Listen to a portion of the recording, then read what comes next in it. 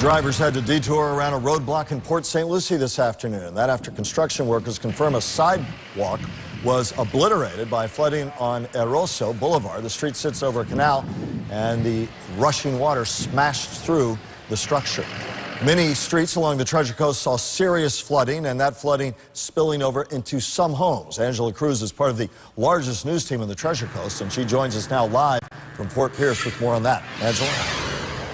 Michael, good evening. I'm standing on the doorstep of Danny Moore's house that was completely submerged in water earlier today. You can still see the water line where the water had risen that high. Moore says this is not the first time he's had this problem. This is the 5th time.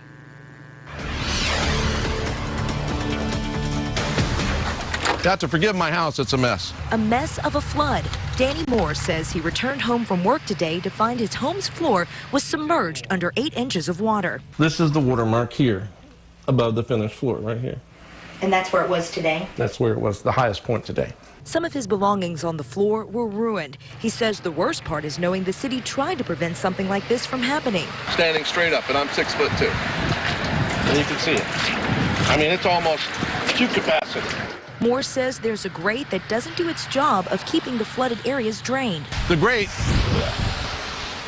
in the swell is 8/10 of a foot higher than my finished floor in my house.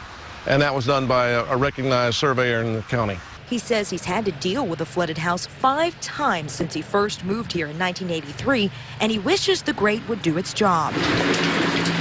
My house is flooded out by almost a foot of water before it actually gets to that swale. And as you can see where the debris is, it never got to the swale.